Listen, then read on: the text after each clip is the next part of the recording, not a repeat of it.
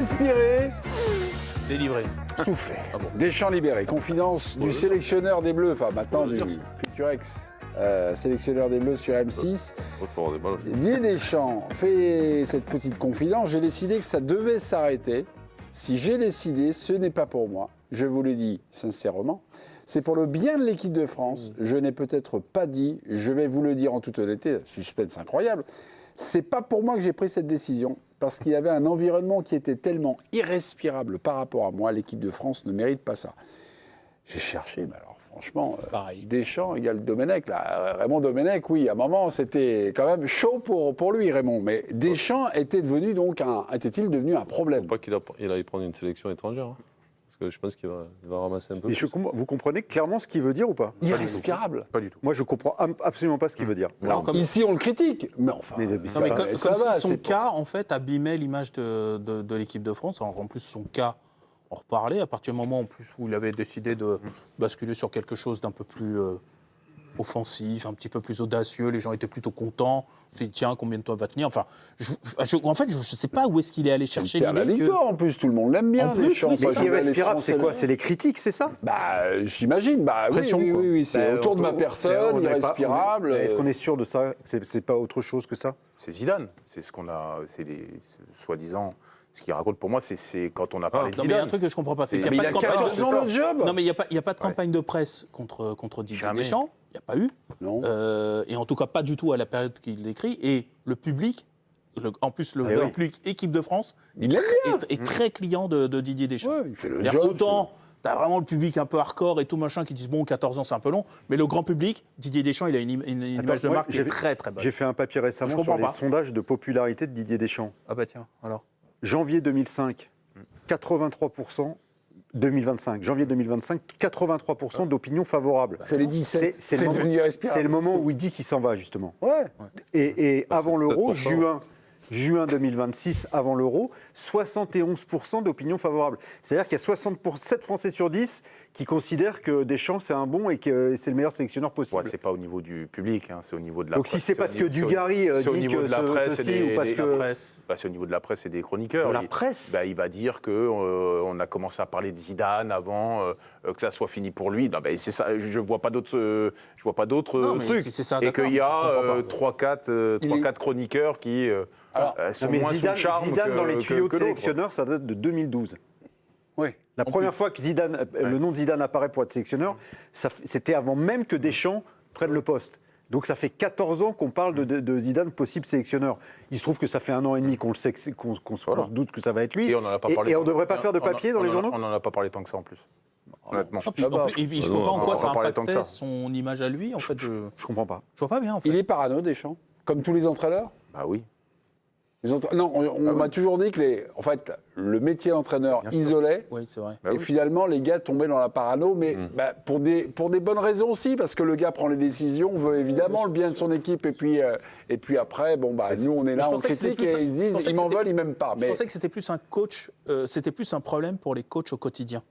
C'est beaucoup de coachs qui racontent ça, c'est-à-dire que en fait, comme tu manges, dors, machin, tu ne penses qu'à ça. Tu passes de conférence en conférence. Exactement, et en fait, tu n'en sors jamais. Ça veut dire que la moindre personne qui te demande si ça va, tu finis par psychoter. Mais les sélectionneurs, il y a quand même des grosses respirations par rapport à ça. C'est le seul truc qui t'interpelle, toi, dans la décla? Non, moi, oui. La décla, c'est en fait, si j'avais pas eu ce truc irrespirable, en fait, je pouvais prolonger l'aventure. C'est ça qu'il dit. Ouais, il dit en fait, je pouvais, en fait, c'est ça qu'il dit, si j'avais envie, je pouvais. Donc quoi, j'ai décidé que ça devait s'arrêter. J'ai décidé que ça devait s'arrêter, mais à cause du truc irrespirable. Ouais. Donc quoi, ça continuait 4 ans de plus. On faisait. C'est quoi? C'est un CDI. Il aurait signé jusqu'à l'Euro. Moi, il y a une déclaration d'Mbappé quand même. Je m'en souviens pas. Où il dit l'histoire te rendra justice. Enfin, c'est pas ses propos, mais ça veut dire que ça veut dire qu'il y avait l'histoire des Bleus. Non, mais il y avait un malaise. En tout cas, ou bidon. Mais il a témoigné pour Deschamps, pour lui dire t'es le meilleur et l'histoire te rendra justice plus tard. Donc, il a vécu Deschamps les 2 dernières années, peut-être, tu me dis parano, et une sorte de malaise vis-à-vis de lui, de l'arrivée de Zidane, la fin d'un cycle, j'en sais rien. Non, mais après, là, il y a il nous l'a fait à l'envers, là. C'est-à-dire que lui, il est quand même sélectionneur de l'équipe de France. Donc tu sais que tu es sujettier aux critiques, quand même. Ah oui. Donc après, tu dis c'est le père Victoire. C'est ça que tu as dit tout à l'heure? C'est le père de la victoire. Le père de la victoire. Ouais. Oui, bah, un peu, il a cette image-là. C'est pas le père de la victoire plus que les autres, en fait. Bah, franchement, la carrière de Deschamps, 80. Ah, mais là, attends, on parle joueur, entraîneur, Bah, ou oui, on parle un peu. sélectionneur là. Non, mais moi, je parle Deschamps, le Si père on de la parle victoire. sélectionneur, il a le même palmarès que les autres. Oui. Voilà. Mais vous savez, donc c'est mais pas vous le savez père de la victoire. mais vous savez pourquoi on est là-dessus? Parce qu'en fait, cet antagonisme, il naît du fait qu'on n'a jamais pu parler de quoi que ce soit, si ce n'est du résultat. C'est ça. Il Voilà. a toujours On nous a dit, interdit moi, le seul truc de qui pouvoir m'intéresse, dire quoi que c'est le ce soit résultat. en fonction du résultat à chaque fois. Donc nous, après, on regarde que les résultats. Mais bien sûr. Si le C'est lui qui nous a résultat amené dans le là-dessus, foot, non c'est de gagner, et qu'on ne peut pas parler d'autre chose, alors on dit, il y a 1 sur 7 en fait. Dès qu'on parlait de la manière, il nous disait, moi, ce qui m'importe, c'est de gagner. Voilà. Alors donc, à partir d'un moment, maintenant, donc, on ne parle plus de la manière, on ne parle plus de qui tu sélectionnes, on va voir le tournoi. T'es en quart de finale, t'es en demi, t'es en finale, tu perds, t'as perdu en fait. Moi, je pense qu'il Donc moi je te juge que sur ça en fait. Ouais. Moi, je pense qu'il réécrit l'histoire, ou en tout cas, il la réinterprète. C'est-à-dire que le phénomène de lassitude, qui en plus est légitime quand tu as eu un sélectionneur pendant 14 ans, ça peut lasser, c'est possible, c'est pas... C'est l'usure du mandat, exactement, ouais. et c'est pas infamant que des gens puissent penser ça. Lui, ça peut l'user ou les joueurs? Non, je parle user l'environnement, de toujours le voir, lui, oui. etc. On a entendu ce truc-là. Les gens peuvent, certaines personnes, avoir de la lassitude et peut-être même un grand nombre. Mais du coup, moi, j'ai l'impression qu'il interprète le truc. Alors, je ne sais pas quelle est sa bonne foi dedans ou son manque de lucidité, mais sur le côté, je le fais pour pas que ça abîme l'équipe de France, alors que peut-être lui, il avait peur que ça l'abîme lui. En fait, que ça abîme son image à lui. C'est-à-dire qu'effectivement...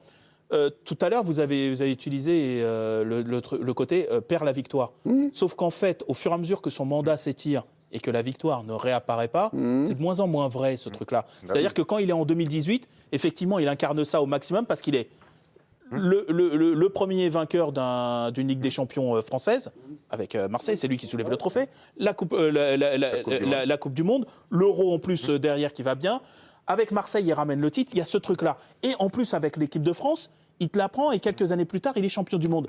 À ce moment-là, il est au climax de ce côté perd la victoire. Sauf qu'au fur et à mesure que ça s'étire, au fur et à mesure que tu dis, mais attends, avec le matériel qu'on a, on n'arrive pas à faire un autre bon truc, et ben je pense que c'était en train de l'abîmer, lui, cette image-là. Je pense qu'il voulait un blanc-seing éternel. Je pense, moi. Je pense qu'il voulait un blanc-seing ad vitam parce que lui, ayant fait gagner la Coupe du Monde 2018 à la France, il se voyait comme une icône à vie et à l'abri de toutes les critiques. Mais comme quand tu es sélectionneur, comme dit Jo, c'est comme quand tu es président de la République. Forcément, tu es la proie des critiques. Ça va, il est quand même bien vu par la majorité des gens. Mais par l'immense majorité. Mais il a très bonne presse. Les gens l'adorent, son travail est reconnu. Ça manque un peu de hauteur, ça manque un peu de classe. Je comprends pas pourquoi il comme sa réaction d'après-match où, alors qu'on s'est fait tourner par l'Espagne, il va sur l'arbitrage. Ouais. Non, mais moi, je trouve que sur ce côté-là, peut-être par frustration, je ne sais pas, mais en tout cas, moi, je ne l'ai pas trouvé lucide. Ouais, peut-être mais après un peut-être match, on peut lui donner le droit peut-être de se reposer, d'en reparler. Il est un peu mauvais perdant, on l'est tous. Ouais. Je pense qu'il a ça le perturbe d'avoir perdu. Bon. Écoutez, et je pense qu'il y a un sentiment j'espère que ça ne va pas durer. Je ne pense pas que ça dure, cet état d'esprit. Et je pense, Mémé, qu'il y a un sentiment d'injustice. Je finis là-dessus, sur le côté, ça fait 1 an, 2 ans, 3 ans, je ne sais pas depuis combien de temps, collectivement, on réclame Zidane.